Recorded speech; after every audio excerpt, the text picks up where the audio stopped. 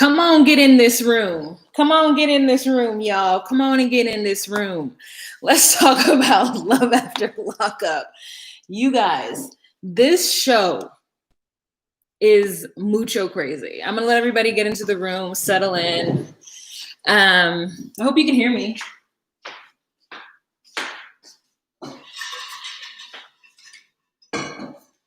Come on, get in this room.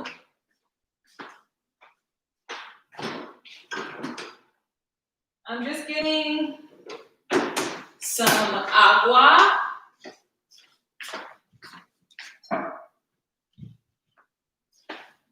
I'm here, I'm just getting water.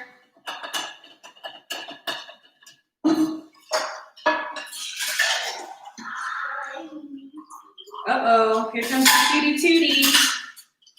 The cutie tootie's coming.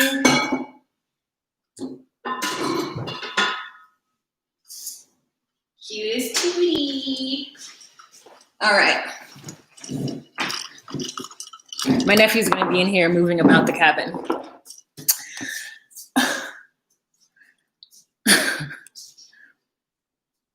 That's my nephew. Okay. Hi, everybody. Hi, Princess. Hi, Emily. Hi, Charlotte. Come back in here. Don't go outside. Thank you. Hot Cocoa Bang Bang. Hey. All right. So you guys, let's talk about Love After Lockup. Can I have a kiss? Go kiss. Uba peek. Oh, go brush your teeth. Go brush your teeth. Blah, blah. Okay. So let's get into this episode and talk about, let's start with A Date with Destiny. Okay, so I binge watched episodes 1 through 13, and it was really hard. Like a lot of nothing happened.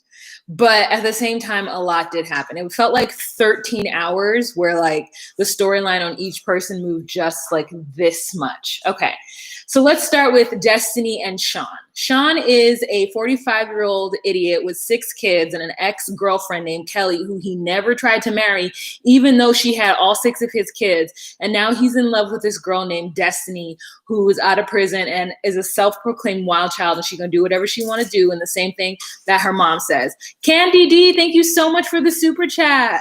Oh my God, Charlie. Okay, someone let my dog out and she, oh, focus.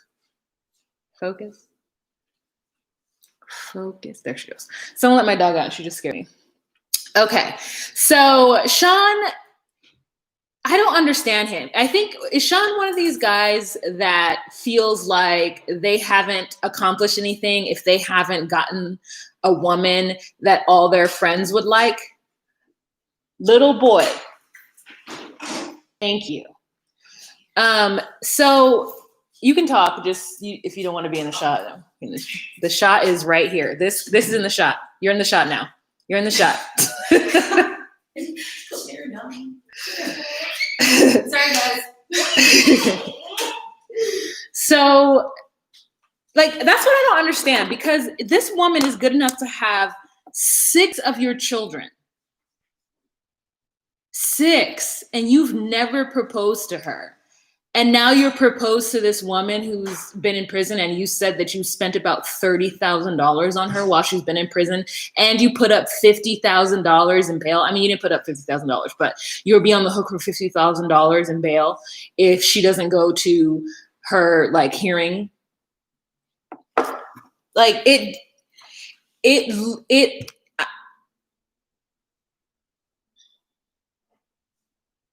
me wait for it to focus. There it goes. It literally does not make any sense. And it makes me really sad for the women in his life, because he's just not a quality man. And what lesson is he teaching his sons, you know? And then, so he gets everything ready for Destiny. He has a whole house with a pool and a hot tub. I guess he like moved out from Kelly, and shit's upsetting to me. And Kelly's mad, and I'd be mad too if I was Kelly. And then he tells Kelly and his daughter in a thrift store about Destiny. I'm just so annoyed. I'm so annoyed. And the daughter starts to cry. So annoyed. So Destiny comes out. He has some cold ass tacos ready for her. She's ungrateful, but she's kind of grateful. She's just ready to get showered and be in some different clothes. And then they go directly to eat with her family because she's from some place called like Orland, California. Literally have never heard of this place. I feel like all the places in California that I've never heard of are just like heroin and meth dens.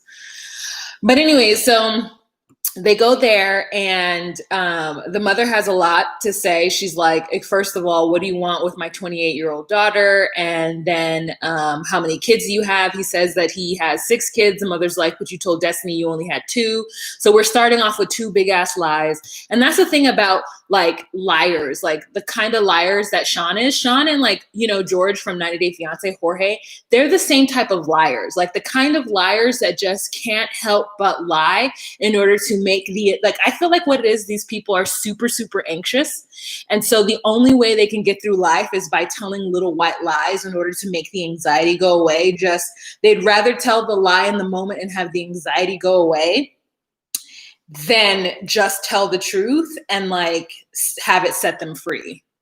You know, like he tries to gaslight her a little bit at the table when she calls him out. She's like, you told me you were 36. And he's like, no, I told you I was 45. And she's like, no, you told me you were 36. And he's like, well, that's what you must have thought I said. And I would have been like, at that point, that's what you must have thought I said.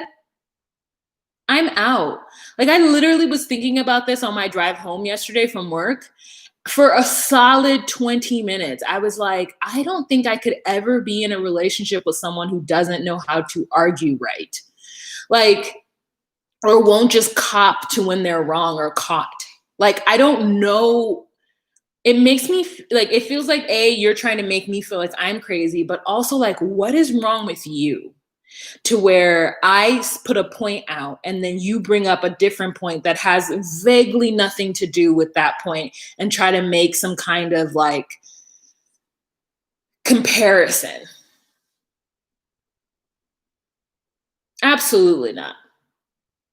Absolutely not. Like it's just, that's how I think of him. Anyways, so Sean's dumbass ends up he takes her to Vegas, which seems like the worst place to take somebody who has any kind of addiction. And she didn't realize or didn't know that Vegas stays open 24/7. And he has a homeboy named Hector who is all about this show. I mean, Hector is about being on this show, and I love it. As a supplemental character, Hector is one of the best I've seen. He keeps the conversation going. He keeps like Destiny on the move and like keeps her saying stuff. And Sean's just sitting there like thinking she's the hottest thing that he could ever get in his life. And I'm like, she's pretty, but like, she's also a heroin addict and like has probably no credit. And she has no credit because she's like in there for fraud. She's not even allowed to have a credit card. And all she wants to do is spend his money. And he says that maybe it's because he didn't tell her no and he didn't put the brakes on things while she was in prison. And so, you know, he's having a hard time saying no to her now. And I'm just like, Tiana, welcome. Thank you. You know, I'm just like, what I think of Sean, just idiot. So anyways, her mother is like side-eyeing him. Her sister's side-eyeing him. And while she's in Vegas, she like picks up some girl at a furniture store because she wants to like add some like touches to his house, which his house is in pretty good condition, better than that other person. Ugh. Oh, Mickey, how are you? I don't remember the Vegas friend. You don't remember Sean's Vegas friend Hector, the one with the wife? They went on a double date and they went to like, I don't know, someplace, and she was playing slots at the table when she was having her drink. And then that's when Hector asks her if she's ever been with any girls, and she's like, no. Shut up. You know, because she doesn't want to tell Sean that she's like polyamorous and wants to be in a. Oh my God. Thanks, Lynn J and Kalia. Thank you. Lindsay J, thank you guys so much. Yeah, that's what happened, guys. That's what happened. Yeah, she was being mad crazy. They were eating hot dogs. Okay. And he was just feeding the machine money, Sean, so that she could sit there and play. And she's like, I love to gamble. I love to have fun. I'm going to do what I want to do. And I'm just like, you're 28 years old. And like at this time in your life, you've been into prison for I don't know how long, 2 years, 4 years, whatever. And you're still like, I'm going to do what I want to do and I'm going to have fun. Like, girl, life is not fun. Just kidding. But you know what I'm saying, right? If you're like a real ass adult, like life is not fun. So what else happens? He buys a ring for her and oh my God, like a bumbleclot, like a fucking boo-boo the fool. He buys a ring for her. Hector's trying to get him to like, says that he's stupid and he's wasting his money. And then she goes out with her sister the night before her court date. And he is so nervous that he keeps blowing her up and she's ignoring him. But anyways, because she's never actually made it to a court date once she's gotten out of prison, she has a high flight risk, or she is a high flight risk. So she then makes it on time. And I don't think he has to pay the $50,000, but the charges are dropped. But she ends up finding out that the DA is going to refile the charges. Oh my God, Annie, thank you so much. I'm taking a work break to feed my baby, so I'm happy to see you live so I can enjoy it. Oh, thank you, Annie. Thank you for the super chat. You guys are so sweet today. Always, sweet always. And okay, so then that happens, and where was I at? Yeah, so I didn't watch the episode. My sister had to end up telling me, but afterwards, charges got dropped. Said that already, and she has an attitude because she could have up to 7 years if the charges get put forth again, and she loses.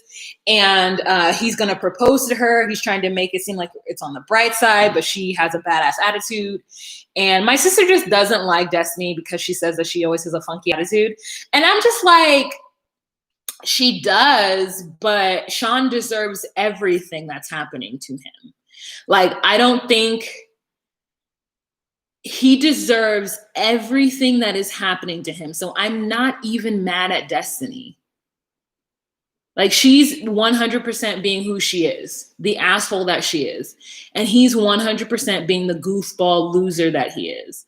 And I hope that she takes him for all of his money. And I hope that his kids are disappointed in him. And I hope Kelly knows that she dodged a bullet.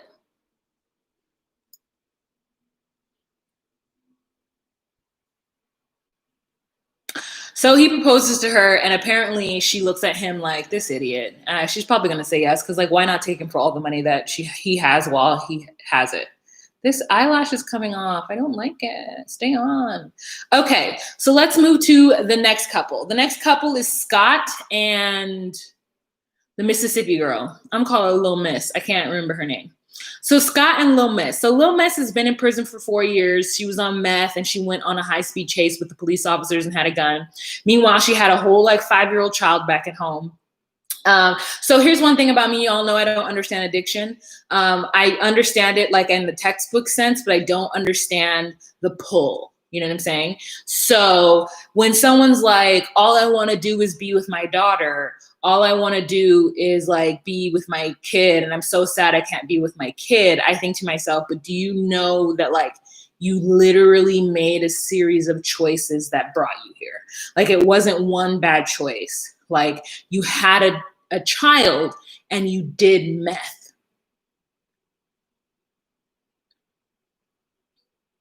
Like, I understand people who are alcoholics, because alcohol, like literally you could just go and buy it anywhere. Meth, I mean, I guess you could go and buy it anywhere, but you can't go into a grocery store and buy it. So I feel like when people do like hard drugs or like drugs, they looked for it. You know, they didn't just like walk into a grocery store. They weren't doing something that everyone is doing and most people can do in moderation and some people can't. But anyways, so this girl has got with Scott, and Scott has been paying all of her bills. Let me talk about Lil Miss. One thing I like about Lil Miss is that She always came camera ready. Okay. Even though she was in prison, she found a way to get her makeup using baking soda or like deodorant and a Q-tip and colors from a magazine. I was just like, okay, I'm feeling this. So anyway, she was down for 4 years. She has a daughter, Miley Grace, and she gets Scott involved with her daughter and her mother. Scott moved to Mississippi to be with her because that's where she's from and that's where she's going to parole. He has visited her several times. He promised to build her a dream home. He lost a son, and so I guess he's like, I don't know what him losing his son has to do with Lil Miss, but they talked about it, so I was like, okay. And so he was telling Lil Miss like to send him inspiration for the house and stuff and like promising her all this stuff. So he goes to pick her up the first time and she doesn't show. He has a limo, he has stakes, he has all these things. She does not show up because she ends up getting put back in the shoe. So I think like a month or two later, she actually gets out and he goes and picks her up. And she's a little disgruntled with how he picks her up. But she's like, it was short notice, I understand. And then they get to the house and she's pissed because not only is the house not finished, not only is there not a room for her daughter, it is actually dirty. Like this man has not cleaned the house. And that's another thing that I don't understand is people who have mental blocks with cleaning their surroundings, especially when other people are showing up. Like, why is it that people feel it's okay to have folks sitting up in their filth? Like, I can understand if you were in your house by yourself and it is dirty, but you're like, this is my dirt, I don't feel like cleaning it right now. But when someone comes over and you don't remove your dirt, at least from the places that person is going to be, I personally feel attacked when that happens to me. When I go to somebody's house and it's dirty, I'm like, oh, you not only do you not give a fuck, but you don't give a fuck about me. You just want me to sit up in this dirt. No. So then he tried to gaslight her a little bit by making it seem like he could have just said, yeah, the house is dirty. I am so sorry. Cleaning is not my thing. I couldn't find anybody to clean it. I apologize for that. I didn't know you were coming. I didn't have the time. Like, instead of just admitting to what you did, I don't understand that automatic desire to defend yourself. Whenever someone calls me out on something, I never think, let me defend myself. I think, let me acknowledge what I did in it and then just be like, let's move on from here. Like, yeah, I left that there. My bad. I'm sorry you're upset about it. Even if I don't care, I'm sorry you're upset. I did leave that there.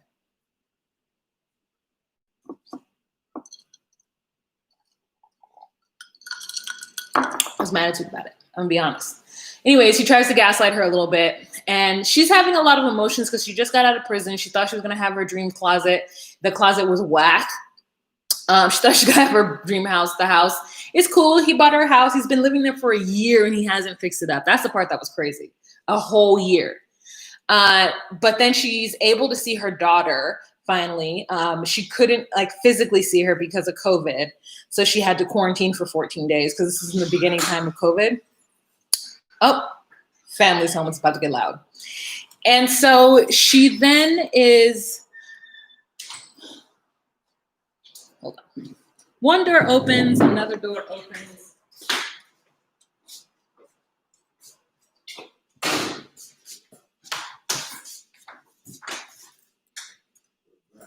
Hello, welcome back.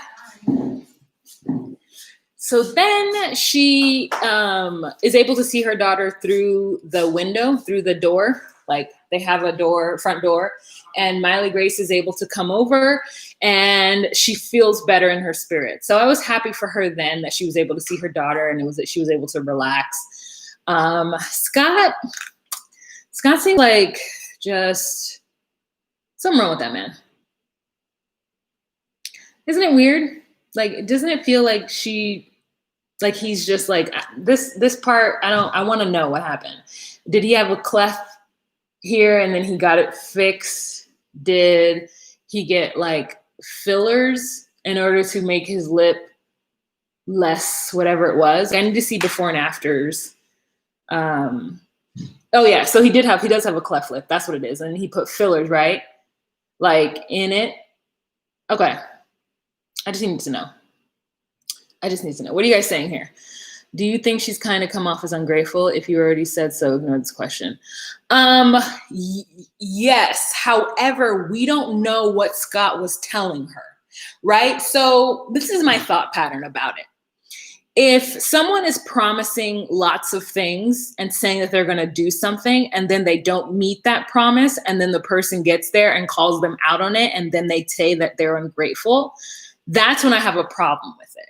Now, if no conversation about what was happening or the back and forth of it all was happening about that, and then you end up in someone's dirty house, like, doesn't matter if I'm coming out of prison or not. If you invited me to your house, why would you invite me to your dirty house?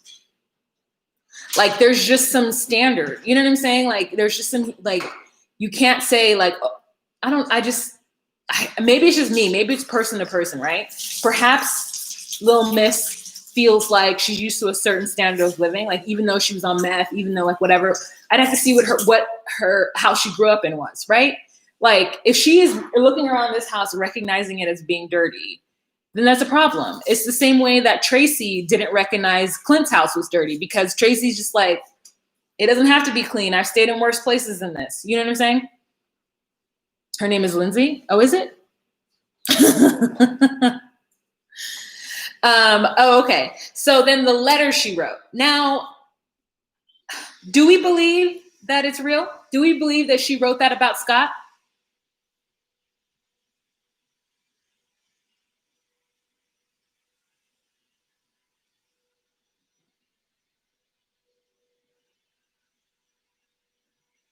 Oh, okay, so we do believe she wrote that about Scott. Okay. She says that it was from a book excerpt, which is a lot to write from a book. Like, it's a lot. I mean, I thought it was like a quote. Girl, it was a whole page. But then also, like, why would she have it with her?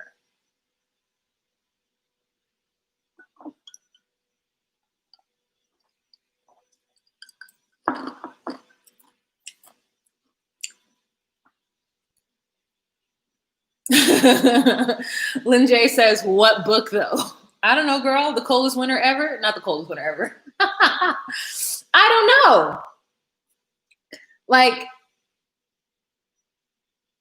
I mean, isn't that what Scott wants though? Like, at the end of the day, does he really, really want her undying love, or does he just want her to be there to make him feel like he's got a cute young thing on his shoulder?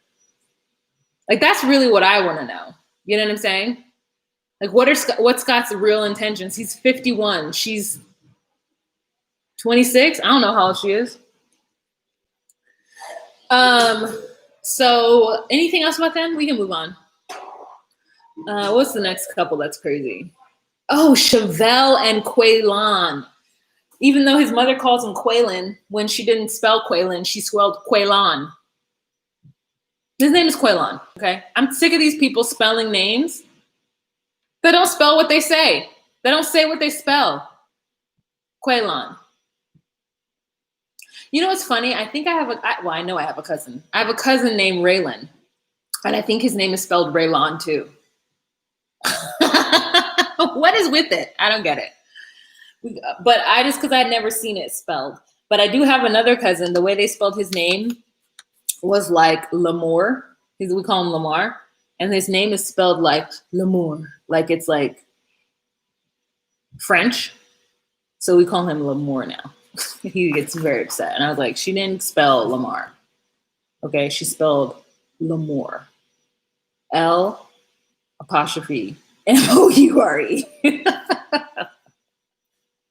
No, it's Lamoure. And I was like, oh, his name is not Lamar, it's L'amour. So now me and my siblings call him L'amour. Anyways. Queilon. Now, what makes Chevelle think that this 17-year-old boy, because that is what he is. You do not grow up in prison. You do not grow up in prison. Okay? You don't. You are stunted. You are taught you are socialized completely different. He became a man in prison. He became a man behind four walls where people tell you what to do every day of your life. And all of a sudden now he has all this freedom. Like, I don't understand. Like, Chevelle is seemingly a smart woman who refuses to wear concealer and foundation when she wears eyes and lips, which is a problem for me. So perhaps this is indicative of why she thinks that this man can come out of prison, because we see her face. We see it. We see that she doesn't wear any lip liner when she wears those bold colors. So you're just waiting for the color to just creep up her face. We see that she don't got no makeup anywhere. We see the bags under her eyes, yet and still she got on lashes and this and eyeshadow and a lip. And we're like, sis, no. If you're going to wear a bold lip, I need you to give me some concealer and a little light bead. I'm not saying you need to go heavy in the paint. I'm saying you need to give me a little Glossier. You need to give me a little concealer under. I got concealer on right now. It may not look like it, but what would it look like if I didn't have concealer on? Exactly. But Chevelle, no. No. And so this is the person who makes a decision to bring a man out of prison. She doesn't even give him like a month. She doesn't step back and go, babe, I know we've been talking for 2.5 years and you went in there when you were a child. Okay. You went in there when you were a child and now you're a grown man and you're going to come out, and it's a lot of responsibility to take on me and my child. So I'm going to let you just kind of chill and figure out exactly what you want to do. No, she's like, I'm going to throw you a party and buy you a car. You can come home to a house. Like, what is he supposed to do with all this stuff? Like, what is he supposed to do? Even though he said it, what is he supposed to do? Like, did she not watch any episode of Love After Lockup? Like, the only person that was able to come out and do anything like worth anything, honestly, was Brittany. And I really don't even know how Brittany is feeling right now. Maybe because her biggest thing was the fact that she left her kids. So her biggest priority was to be a good mom and to like settle in. But she's stressed too. She talks about how she's stressed, how she just got out of prison. Like, what was he going to do? Sit up in that house and then have everybody in her family judging him? Like the cousin D-Mark even came step to him. And the way that D-Mark was talking to him, it felt like it riled something up in him. And he was like swaying back and forth. And I was like, see, that's prison. That's prison. That energy. So Quasi says, or Mickey says, in Chevelle's defense, she's trying to do her best to make things perfect, but she has missed his reality. Yeah.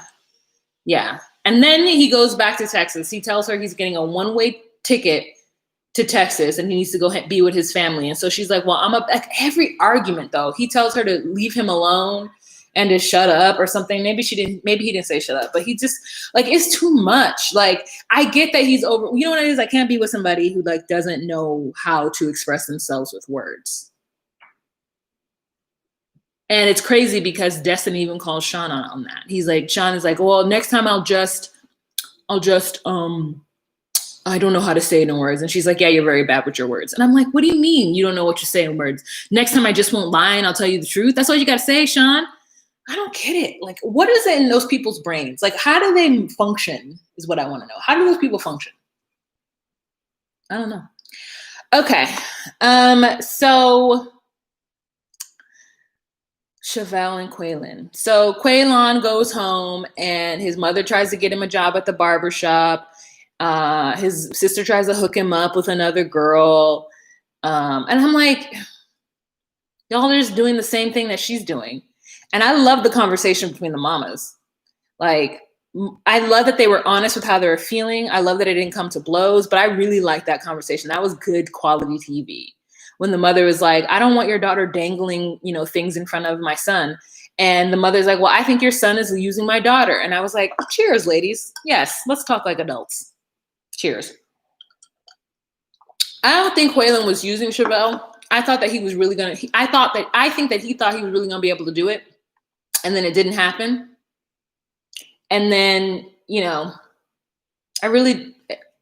I really do think that he had earnest intentions, but then when he realized the weight of it all and what that meant and the party and the stress of it all, I think he was just like, I need to do what's right for me. And I agree with him. I think he did need to do what's right with him. I agree that he did need to go home. I agree with all that. I thought it was the right move. I wonder if I move this closer. I think I like that a little better. Okay, feels more like, hey friend. Okay, so that's it, right, about them?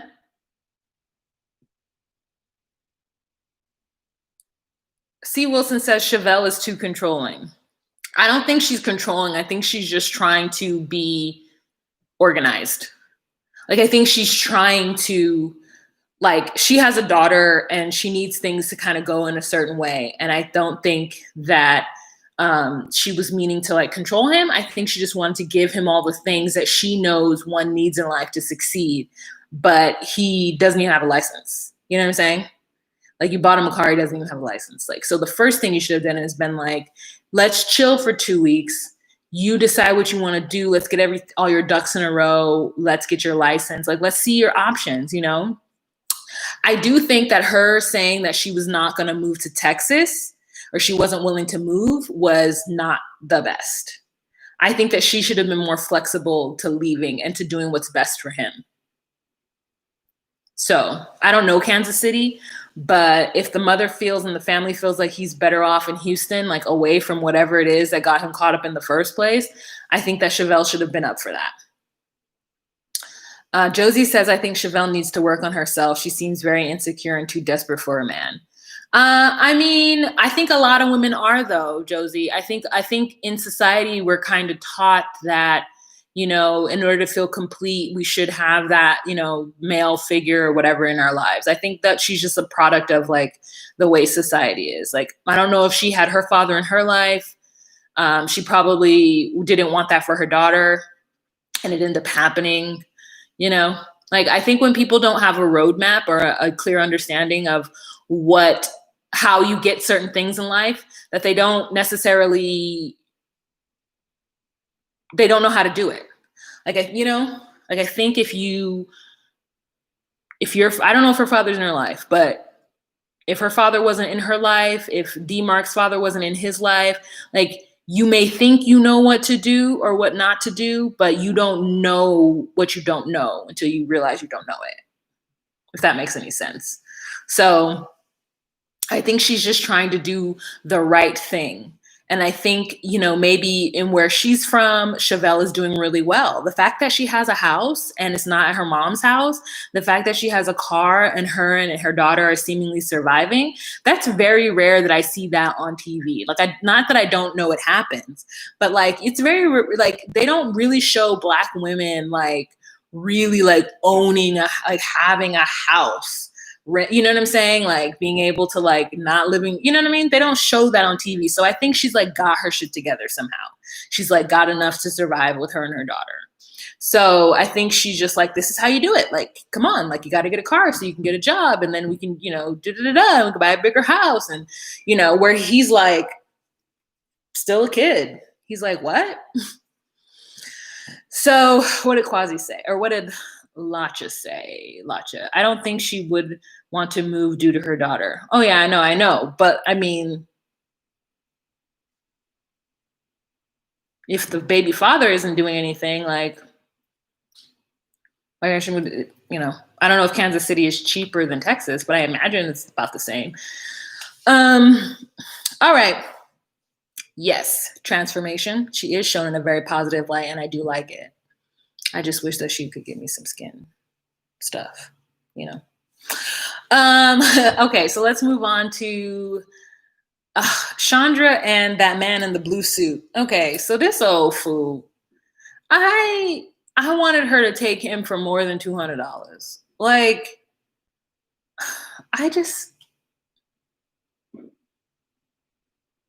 that's how I feel about him too. Like, he's like, I'm an engineer. I'm like, what kind of engineer? Like, what do you mean engineer? Like engineer is such a broad term. What does that mean? He's like, I got my own stuff. And I'm like, you live in an apartment. So like, what do you got? You know what I'm saying? What do you have, sir?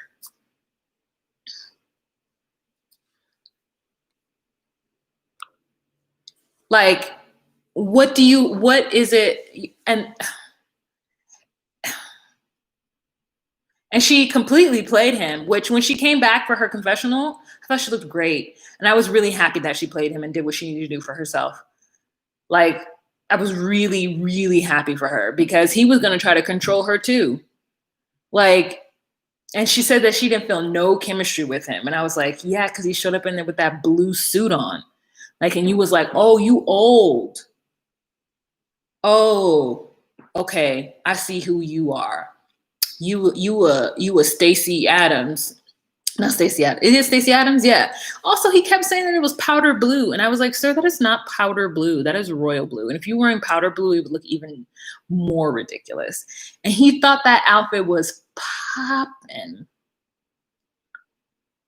I know 51-year-olds who like are not that.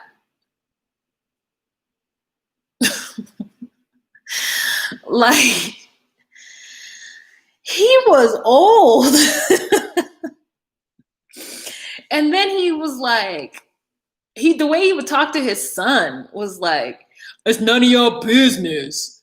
And I'm just like, and then he's like, I don't know where Chandra is. It's been 2 months. I don't know if she went back to prison. I'm worried about her. And I was like, you was a sucker.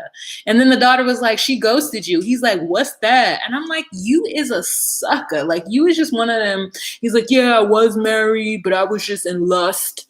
And, now I'm I want to settle down. And I'm like, just like some of you men's out there. Just kidding.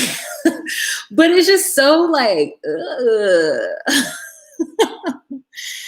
I mean, not to say that your baby's moms or whatever wasn't the person for you. So you should, like, I'm not saying that, but I'm like, just this idea of like, when you're done and you're feeling old and you want somebody to cuddle with and be with you, that's when you choose to like find somebody too young for you.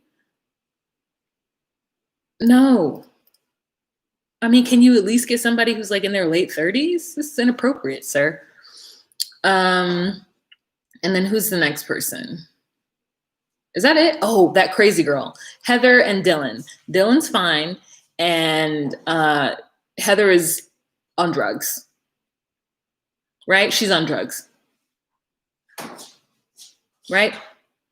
Everyone hands up. Heather's on drugs. Something wrong with her. She's crazy. And Dylan is just like, well, she's been holding it down for the last 5 years. What am I supposed to do? The way she freaked out at Aunt Diane. I mean, I know why she did it, but she's too old to freak out like that. Isn't that what you're supposed to do when you come to somebody's house and you meet their family? Aren't you supposed to sit down with their great aunt and their aunt and talk? Isn't that what you're supposed to do? I don't understand. Like, why is she freaking out? You're supposed to do that.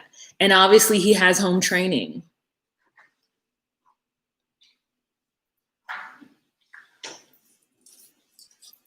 Charlie, you guys want to see my dog? Come here. Come here. Come here. She's making it very difficult. Okay, here we go.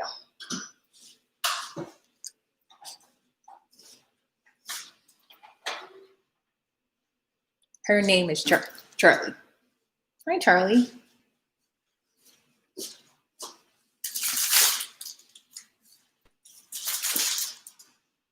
Okay. So anyways, yeah, I loved Aunt Diane too. She was like, you don't need to be jealous. She's like, well, I'm washing your dishes now. I'm just like, is that it? That's all we're talking about, right? I mean, Dylan is definitely fine. And I'm so sad that he's like a drug addict.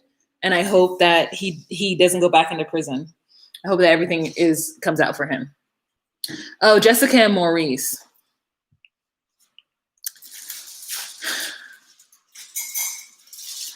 Jessica is haram in the face. I'm just going to say it. Like, she looks like the man with no face. Like, she is the most featureless human I've ever seen in my entire life. Like, the only thing right now that I'm thinking of her when I think of her is her chin and her nose. Like, I can't think of anything else on her face. She has no discernible, like, distinguishable features. Like, oh my God, Paula, thank you so much for the super chat. Thank you. I missed you guys too. She just has no discernible features, and I just don't understand them. Does her family take care of this? She's right here. Charlie's here. Did her family buy her house? Is that why her dad is like, I'm going to take care of my family? Like, what does she do for work?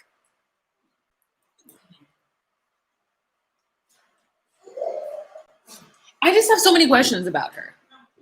And then Maurice, like, okay. I feel like Maurice is like low-key talking about Black people and Compton in a way that's like, I've never had a father figure. I just feel like he's sucking up to that man, and it is just gross. It's gross to me. He walks into them people's house. He walks into them strangers' house, and it was like, this is my home. I feel so at home here. And I'm like, why? None of this is yours. Like, I don't understand him. I don't understand like why he's so enamored with this lifestyle. Like, it's like, yeah, this is my home. This is my pops. No, they're not. They are not that. Like, it's like,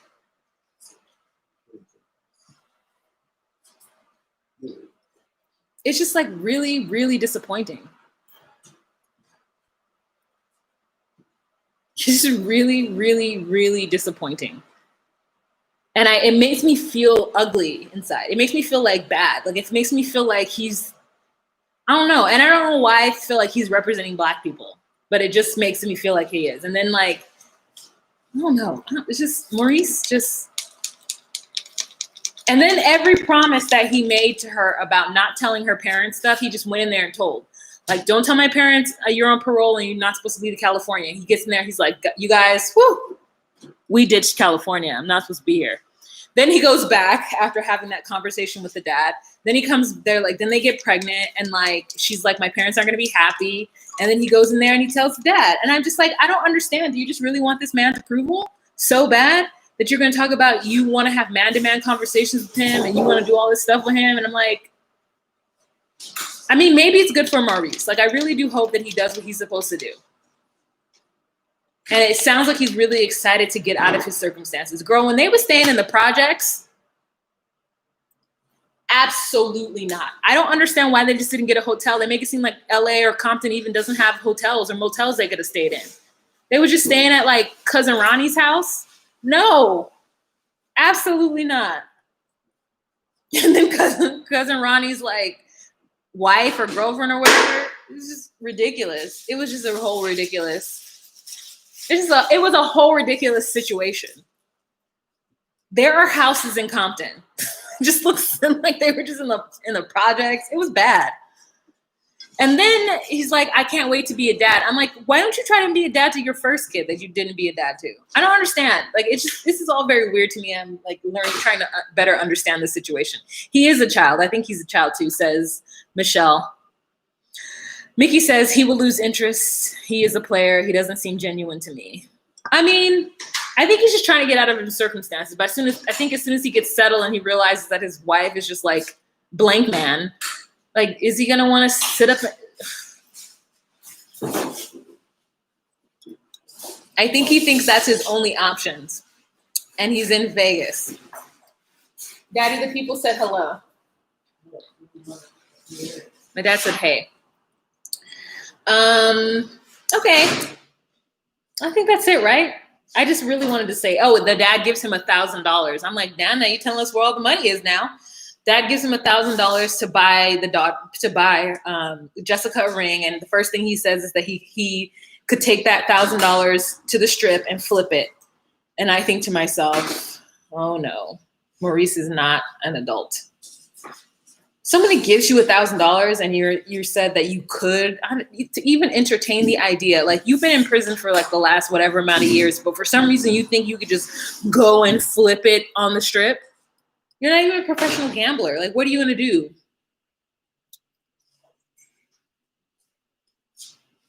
Max says Maurice is a little hard to figure out. He might just be playing it by ear, figuring out how to benefit from the situation. I don't know. It's just like everything is like, he compares it to his childhood and what he knew growing up. And it's just like, Maurice, this is literally just middle class. Like, calm down, Maurice, calm down.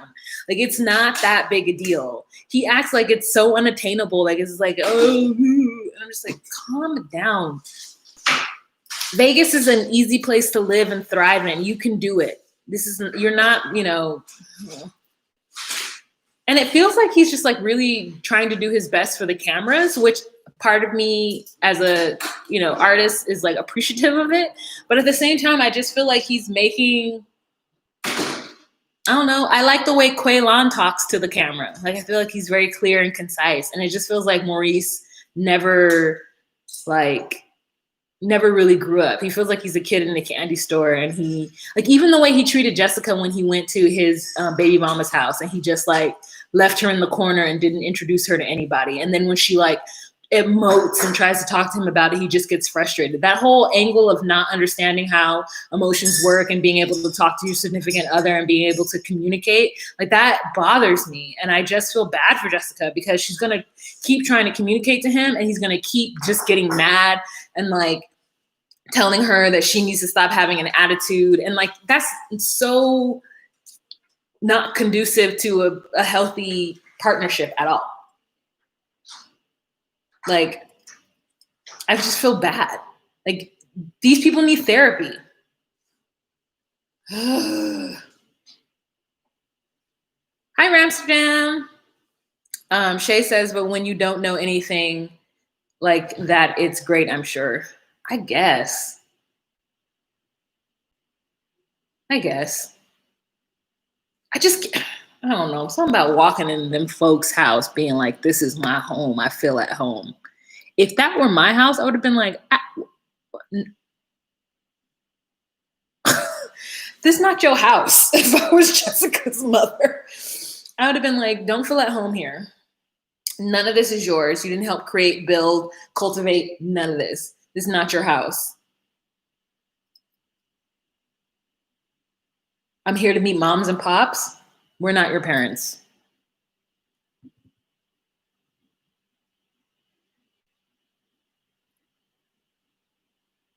Like, get out of my house. It's too much. You're doing too much looking. When someone comes to your house and they just be looking at stuff and you're like, stop looking at all my stuff.